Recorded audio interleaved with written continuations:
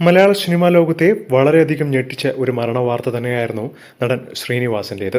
ഇന്നലെ രാവിലെ 10 മണിക്കായിരുന്നു അന്ത്യകർമ്മങ്ങൾ വീട്ടുവളപ്പിൽ നടത്തിയത്. മൂത്ത മകനായ വിനീത് ശ്രീനിവാസനാണ് വളരെ വേദനയോടുകൂടി കർമ്മങ്ങളൊക്കെ ചെയ്തത്. അനുജനെയും അമ്മയും എങ്ങനെ ആശ്വസിപ്പിക്കണമെന്ന് പോലും അറിയാത്ത അവസ്ഥയിലാണ് വിനീത് ശ്രീനിവാസൻ. അച്ഛന്റെ അരികിലിരുന്ന് അമ്മയോടൊപ്പം പൊട്ടിക്കരയുന്ന ധ്യാൻ ശ്രീനിവാസന്റെ വീഡിയോ ഏവരെയും കണ്ണു നനയിപ്പിച്ചു എന്ന് തന്നെ പറയണം. മോഹൻലാലും മമ്മൂട്ടിയും ഒക്കെ എങ്ങനെയോ കരയാതെ പിടിച്ചു നിൽക്കുകയായിരുന്നു. എന്നാൽ ഈ ഒരു സമയത്ത് ശ്രീനിവാസന്റെ മരണാനന്തര ചടങ്ങിൽ പങ്കെടുക്കാനെത്തിയ പൃഥ്വിരാജിന്റെ ഭാര്യ കൂടിയായ സുപ്രിയ മേനോൻ പറഞ്ഞ വാക്കുകൾ സമൂഹ മാധ്യമങ്ങൾ തന്നെ വളരെയധികം കോളിളക്കം സൃഷ്ടിക്കുകയാണ്. അതായത് മരിച്ചവർക്ക് ഒന്ന് മനസ്സമാധാനമായിട്ട് പൊട്ടിക്കരയാൻ പോലും ഇവിടുത്തെ മാധ്യമങ്ങൾ അനുവദിക്കുന്നില്ല. ഒരു വ്യക്തി വരുമ്പോൾ അവരുടെ ചുറ്റും തടിച്ചു കൂടുകയാണ്.